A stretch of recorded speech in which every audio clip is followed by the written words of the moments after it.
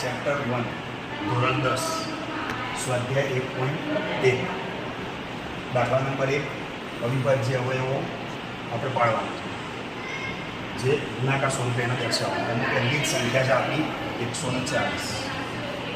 અહીંયા બંને રીતે અવયવો પાડેલા છે, વિચાર રીતે અને અવયવીકરણ. હવે આપણે જોઈએ કે 140 એનો ભાગ 2 થી પાડીએ તો 70. 70નો ભાગ 35 × 2, 35નો ભાગ 5 × 7, 7ના અવયવ 7 × 7. અહીંયા આપણે લખી દઈશું એના એક સંખ્યા 2 × 2 × 5 × 7. અહીંયા લખવાનું 2નો વર્ગ 5 7. દાખલા નંબર સ્વાધ્યાય 1.1 દાખલા નંબર 1નો બીજો દાખલો, જ્યાં સંખ્યા આપણને આપે છે 156. 156ના અવયવ પાડવાના આપણે. 156ના અવયવ આપણે પહેલાં 2 થી પાડીશું તો 78 × 2 તો 56. 78ના 2 થી ભાગ પડે તો 39 × 2 તો 78. તો 39ના ભાગ 2 થી નહીં પડે, આપણે 3 થી ભાગ પડે તો 13 × 3 = 39.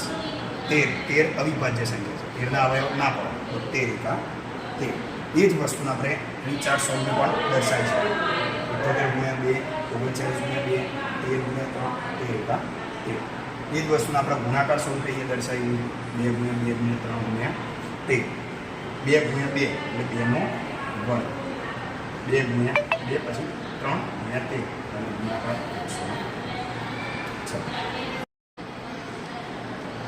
ધોરણ 10 સ્વાધ્યાય 1.1 દાખલા નંબર 1નો ત્રીજો દાખલો. જે રકમ આપણને આપી છે 3825ના અવયવો પાડવાના અને એના ગુણાકાર સ્વરૂપે દર્શાવવાના. 3825 જેનો 2 થી ભાગ નહીં પડે, બરાબર, તો આપણે 3 થી ભાગ પાડીશું. 3 થી ભાગ પાડીશું તો 1275 ભાગ્યા × 3 જવાબ આવશે 3825. 1275નો આપણે 3 થી ભાગ પાડીશું તો જવાબ આવશે 425.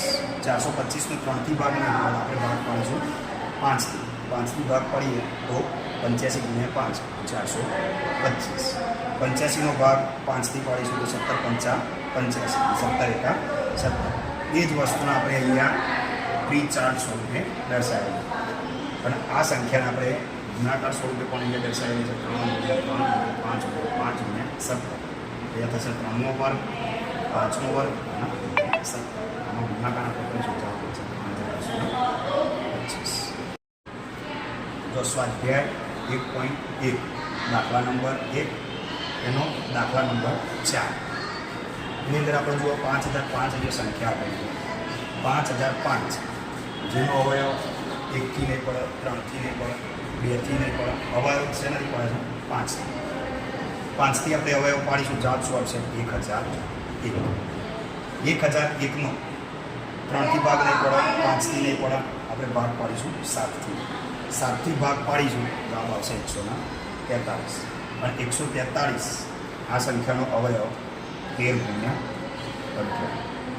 11 × 13 13 × અવિભાજ્ય હવે એ જ વસ્તુને આપણે ચાર સ્વરૂપે પ્રી ચાર સ્વરૂપે દર્શાવીએ, બરાબર. 1001 × 5